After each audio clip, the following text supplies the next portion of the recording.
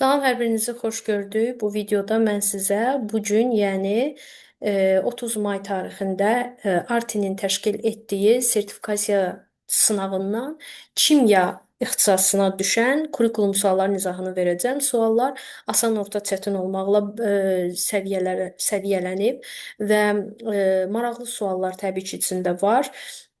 Və qeyd eləyək ki, kimya ilə bağlı suallarımızın vaxt itirmədən gəlin izahına keçək. Birinci sualımız belədir ki, summativ qiymətləndirməyə aid olanı müəyyənləşdirin. Gəlin ilk əvvəl biz summativ qiymətləndirməmizi xatırlayaq. Summativ qiymətləndirmə kiçik və böyük olmaqla iki yerə bölünür. İl ərzində minimum, daha doğrusu bir yarım il ərzində minimum 3 kiçik summativ qiymətləndirmə təşkil olunur. Və böyük summativ qiymətləndirmə isə bir il ərzində iki yarım ilin sonunda təşkil olunacaq. Və qeyd eləyək ki, summativ qiymətləndirmə risk tələb edən qiymətləndirmədir, çünki nəticəsi illik və yarımillik qiymətlərə təsir edir və kəmiyyətlə yazılan qiymətləndirmədir. Buna görə də elə A variantımız düzgündür. Digər varianta baxaq. Gündəlik idraki fəaliyyət varsa, bu formativdir. Təlim inkişafını izləmə varsa, formativdir. İllik qiymətləndirməyə təsir etmir, formativ və diaqnostikin heç biri. Qiymətləndirmə meyarları mövzuya və dərs ərzində edilən tapşırıqlara əsasən hazırlanılırsa, bu təbii ki, yenə də formativ olacaq. Ona görə burada A variantımız düzgündür. Müəllim şagird dərsdə söhbət etdiyinə görə ona bütün sinifin qarşısında irad bildirir. Bu davranış müəllimdə hansı bacarığın zəifliyindən xəbər verir? Birincisi biz bilirik ki, uşağı bütün sinifin qarşısında bu cür pərt etmək olmaz. Onunla fərdi şəkildə danışmalıdır. Əgər bu cür edirsə, bu onun avtoritar rejimdən istifadəsinə, yəni düzgün ünsiyyət üslubundan istifadə etməməsinə gətirib çıxarır.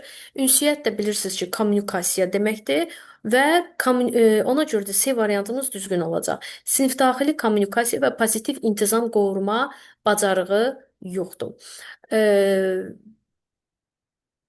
Digər variantları oxumağıma ehtiyac yoxdur, çünki digər variantlar daha çox, məsələn, A variantıdır, mövzunun öyrədilməsi ilə bağlıdır, yəni uşaqda hər hansısa bir fəaliyyətin icrası ilə bağlıdır. D variantı da qiymətləndirmə meyarları ilə bağlıdır. Y variantıdır, dərsin təşkili ilə bağlıdır. B variantıdır, intizam pozuntularına qarşı sərt reaksiya göstərmə bacarığı. Ümumiyyətlə belə bir bacarıq düzgün bir bacarıq deyil. Biz bilirik ki, hal-hazırda sərt yox, daha yumşaq formada reaksiyalar göstərmək lazımdır. Ona görə C variantımız ən optimal variantdır.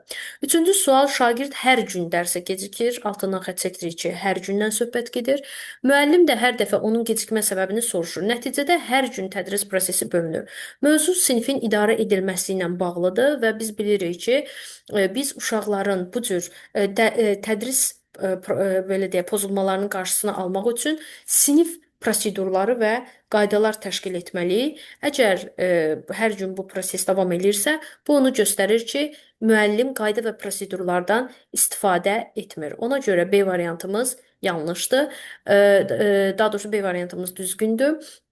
Valideynin burada heç bir işi yoxdur. Şagirdlə düzgün münasibət o zaman qurulmamış olardı ki, məsələn, şagird ümumiyyətlə dərsə girmək istəmir və yaxud da müəllim onu sərt şəkildə cəzalandırdığına görə şagird onunla danışmaq istəmir, onun suallarına cavab vermir.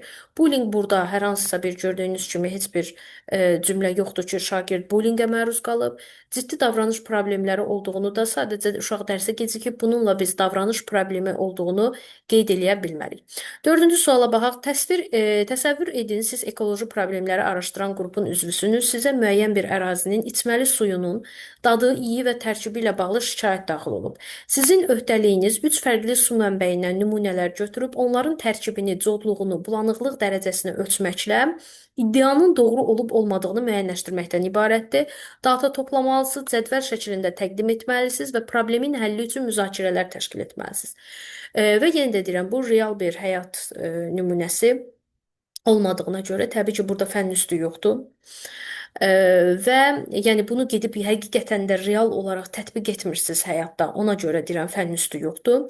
Fənn daxilinin izi tozu da yoxdur burada gördüyünüz kimi. Yəni hər hansısa bir mövzu ilə əlaqə yaratmırıq. Amma burada ölçmə işi aparmaq, data toplamaq, cədvəl şəklində təqdim etmək, bunlar bizi riyaziyyatla əlaqələnməyə aparır. Ona görə burada sadəcə və sadəcə fənlər arası inteqrasiya mövcuddur. Beşinci suala baxaq. Məktəbinizin kimya laboratoriyasında yerə az miqdarda turşu, hidroxlor turşusu dağılıb. Tökülən turşunun miqdarı təxminən 100 milli, konsentrasiyası isə 1 mıdır. Sən şagird laborant kimi bu tökülməni təhlükəsiz şəkildə neytrallaşdırmaq və təmizləmək üçün plan hazırla. Bu əslində burada biz plan hazırla hissəsini görüb çox vaxt qaçırıq nəyə? Yaratmağa. Amma bu yaratmaq deyil və gördüyünüz kimi cavablarda yaratmaq yoxdur. Bu tətbiq etməkdir. Niyə görə? Uşaq öncədən kimya fənnində bunu necə aradan qaldıra bilər? Bununla bağlı informasiyanı öyrənir. Yəni kimya müəllimləri yəqin ki, sözümü təsdiqlər. Yəni bunu konkret olaraq biz hidroxlor turşusunu nə neytrallaşdıra bilər? Bunu biz necə aradan qaldıra bilərik? Bununla bağlı məlumatlıdır və sadəcə öyrəndiyi o məlumatdan istifadə eləyib plan hazırlayacaq. Və mən taksonomiyanın izahında da demişəm ki, sizlərə, əgər mən nəyinsə əsasında bir plan hazırlayıramsa, bu tətbiq etməkdir. Amma mən tamamilə özümdən, öz işlərimlə bağlı olaraq bir plan hazırlayıramsa, bu yaratmaqdır. Ona görə diqqətli olursunuz. 6. Sənin laboratoriya yoldaşın X ilə işarələnmiş naməlum bir metalla təcrübə aparıb. Bu metal hidroxlor turşusu ilə reaksiyaya girib və nəticədə hidrogen qazı ayrılıb. Standart temperatur və təzyiq şəraitində toplanan hidrogen qazının həcmi 448 mil olmuşdur və bu zaman 50 qram, 0,50 qram X metalı istifadə edilmişdir. Təcrübə zamanı istifadə olunmuş metalı müəyyənləşdir. Tapşırıq Bloom taksonomiyasının hansı mərhələsinə uyğundur? Burada da şagird öyrəndiyi məlumatlardan istifadə eləyərək, müəyyən reaksiyalar yazaraq bunu müəyyənləşdirəcək. Yəni bunun bir metodu var, müəyyənləşdirmə metodu. Bir daha kimya müəllimləri məni təsdiq eləyər yəqin ki. Və ona görə də bu da tətbiq etməkdir. Öyrəndiyindən istifadə eləyərək nə isə müəyyən etmək. 7-ci suala baxaq. Müəllim şagirddən soruşur, layihənin təhvil verilməsinə az qalıb, müşahidə edirsən ki, qrup üzvlərindən biri öhdəsinə düşən məsələni tamamlamaqda çətinlik çəkir, lakin kömək də istəmir. Belə olan halda nə edərdin? Hansı cavab şagirdin əməkdaşlıq və problem həll etmə bacarığının yüksək olduğunu göstərir? Baxaq, ona köməyə ehtiyacı olduğunu hiss etdirmədən dəstək göstərməyə çalışardım. Bəli, bunu icra eləmək olar. Çünki kömək istəmir, çəkinir, amma sən də eyni zamanda yardım eləməlisən. Təbii ki, uşağı elə qoymaq olmaz çətin bir vəziyyətdə, əməkdaşlığa əsasən. Ona görə də bəli, biz ona hiss etdirmədən dəstək göstərə bilərik. Gözləyərdim ki, özü kömək istəsin. Xeyr, çünki bəzən məsələn, xüsusilə də asosial tipli uşaqlar əksinə gözləyir ki, kimsə ona yəni hiss eləsin köməyə ehtiyacı olduğunu və kömək eləsin. Yəni özü istəməyi bacarmır. Ona görə də B variantımız səhvdir. Müəllimə xəbər verərdim ki, filan şagird işi çatdıra bilmir. Bu da düzgün bir məsələ deyil. Mən yardım eləməliyəm. Çünki söhbət əməkdaşlıq və problem həll etmə bacarığından gedir. Mən onun yerinə işi tamamlamağa çalışardım. Bu da düzgün bir məsələ deyil. Heç kim birbaşa götürüb işi özü icra eləməlidir. Çünki həmin uşaqda həm arxayınlıq yaranacaq, həm də çox üzr istəyirəm. Uşaq heç bir şey öyrənməmiş olacaq. Öz işimi vaxtında bitirib digərlərinə qarışmazdım. Bu da təbii ki, düzgün bir məsələ deyil. Mütləq yardım eləmək lazımdır. 8-ci suala baxaq. Sinifdə plastiklər, gündəlik rahatlıq yoxsa ekoloji təhlükə mövzusunda dərs keçirsiniz. Şagirdlər qruplarla işləyərək təqdimat hazırlayırlar. Bir qrupa yaxınlaşdıqda görürsünüz ki, bir şagird bütün işləri tək yerinə yetirir. Digərləri isə diqqətsiz və passivdir. Müəllim bu vəziyyətdə qrup daxili əməkdaşlığı artırmaq və bütün şagirdlərin iştirakını təmin etmək üçün hansı addımı atsa daha effektiv olar? Deməli belə.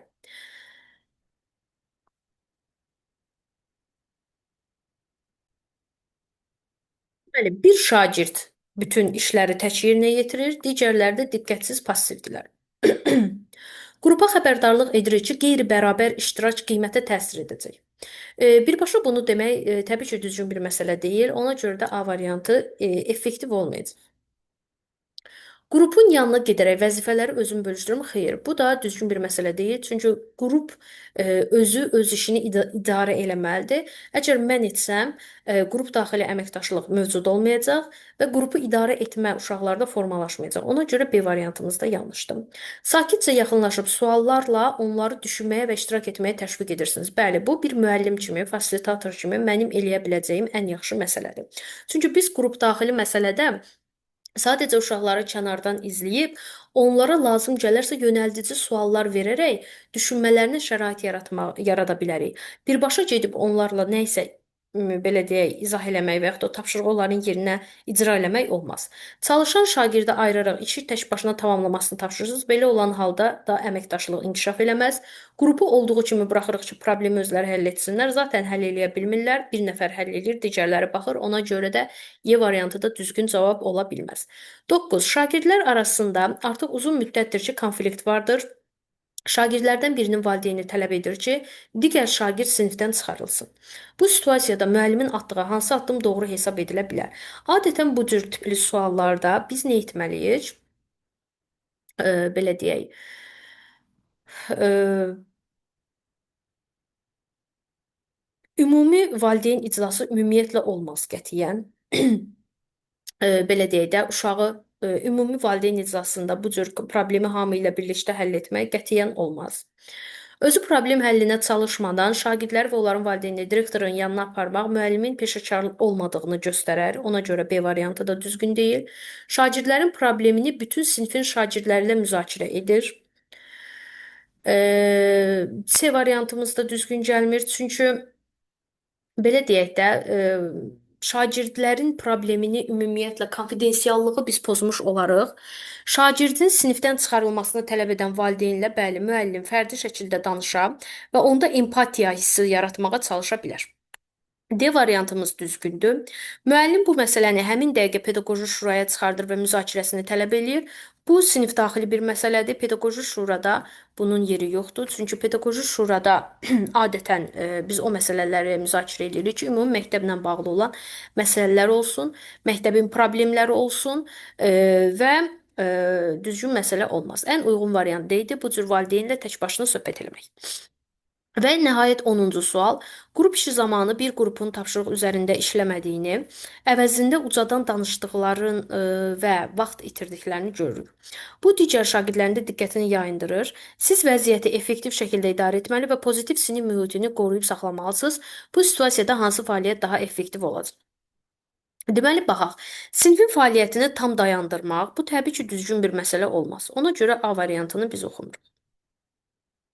Qrupa ucadan gözlənilən davranışları xatırladırsınız və belə suallar verirsiniz. Qrup olaraq tapşırıq üzərində necə irəliləyirsiniz və ya yenidən tapşırığa fokuslanmağınız üçün kömək lazımdırmı? Burada gördüyümüz kimi bir qrupdadır problem. Yəni hamıda deyil. Ona görə də mənim bunu etməyimə ehtiyac yoxdur. Qrupa sakitcə yaxınlaşırsınız və bu hərəkətinizlə onlara qeyri-verbal xəbərdarlıq edirsiniz. Eyni zamanda sinifin digər hissəsi ilə məşğul olmağa davam edirsiniz. C variantı, bəli, bunu eləyə bilərik və bu sinif qaydalarını xatırlatmaq və yenidən tapşırığa cəlb olunmalarını uşaqların təmin eləyəcək. Ümumiyyətlə mövzu sinifin idarə edilməsi və qaydaların uşaqlara xatırladılması ilə bağlıdır və biz qaydaları belə deyək də biletlə, lövhə ilə və yaxud da bu cür qeyri-verbal yollarla uşaqlara çatdıra bilərik. Və təbii ki, bir daha deyirəm, burada söhbət bir qrupdan gedir. Ona görə də uca səslə istifadə eləmək və yaxud da bütün sinifin fəaliyyətini dayandırmaq, bunlar düzgün bir məsələ deyil. Yəni digər variantı da oxuyaq. Qrupun davranışını bir müddət görməzliyə vurursunuz. Bu da düzgün bir məsələ deyil. Əgər hər hansısa bir problem varsa, onu biz dərhal bildirməliyik. Görməzliyə vurmaq olmaz. Bütün sinifə prosesi dayandırmağı tapşırıq verirsiniz və şagirdlər qrup içində hörmət və məsuliyyətin əhəmiyyətindən danışırsınız. Bu da təbii ki, yenə də deyirəm, bütün sinifdə problem yoxdur, sadəcə bir qrupda var. Ona görə də Y variantı da düzgün deyil. Ən optimal variantımız C variantıdır. Bu da oldu bizim kimyadan sınaq suallarımızın izahı və gördüyünüz kimi sualların səviyyəsi o qədər də çətin deyil və ümid eləyirəm ki, hər biriniz yəni sualları yaza bildiniz. Təşəkkür edirəm dinlədiyiniz üçün. Hər hansısa bir sual yaranarsa, suallarınızı cavablandırmağa hazıram. Sağ olun, uğurlar.